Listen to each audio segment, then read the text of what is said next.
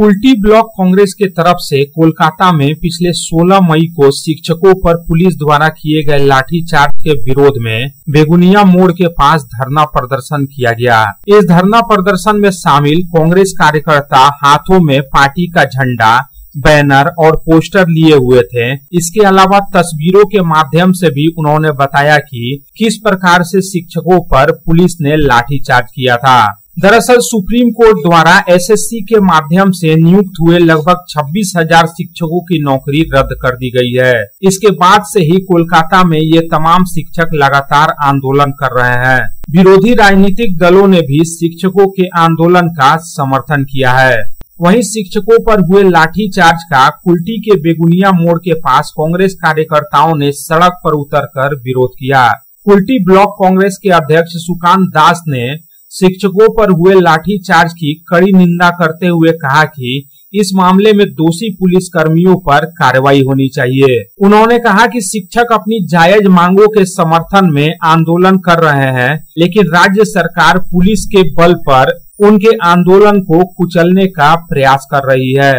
आज के আপনারা জানেন যে 16 তারিখে বিকাশ ভবনের সামনে চাকরি হারারা যারা শিক্ষক শিক্ষিকারা শান্তিপূর্ণভাবে ধর্নায় বসেছিলেন, কিন্তু দেখা গেল কি যে সেই ধর্না মঞ্চে হঠাৎ করে তৃণমূলের গুন্ডারা যেমন সব্যসাচী দত্ত এবং ওনার গুন্ডা বাহিনীরা এসে হঠাৎই তাদের উপরে হামলা করে এবং যখন গুন্ডা বাহিনীরা পারলেন না তখন পুলিশ প্রশাসন সেই গুন্ডা বাহিনীর জায়গাটা নিয়ে পড়ে সেই নিরীহ শিক্ষক শিক্ষিকারা যারা শান্তিপূর্ণভাবে ধর্না করছিলেন তাদের ওপর বেধড়ক লাঠিচার্জ করে এবং লাঠিচার্জ করে না মানে মারার উদ্দেশ্যে করে। কারণ আমরা জানি যে যদি কোথাও আউট অফ কন্ট্রোল হয়ে যায় ল তাহলে প্রশাসন লাঠিচার্জ করতে বাধ্য হয়, কিন্তু তার একটা নিয়ম আছে, সেটা হচ্ছে লাঠিচার্জটা কোমরের নিচে হয়, কখনো মাথার উপরে হয় না।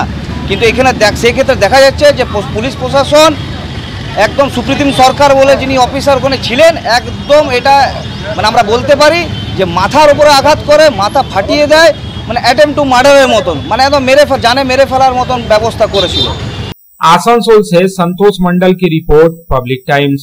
আর ভাড়া বাড়ি নয়, এবার আপনার নিজের স্বপ্নের বাড়ি গড়ে তুলুন। আপনার স্বপ্ন পূরণের সঙ্গে ও দূষণমুক্ত খোলামেলা পরিবেশের নতুন ঠিকানা আনন্দ নিকেতন, কুমারবাজার, বক্তনগর রোড, রানীগঞ্জ। এখানে রয়েছে 2 এবং 3 বিএইচকে অ্যাপার্টমেন্ট। মাত্র 1 কিলোমিটার দূরত্বে পেয়ে যাবেন মার্কেট, স্টেশন, ব্যাংক, স্কুল ও হসপিটালের সুবিধা। সন্নিকটে জাতীয় সড়ক বাঁকুড়া মেদিনীপুর হাইওয়ে।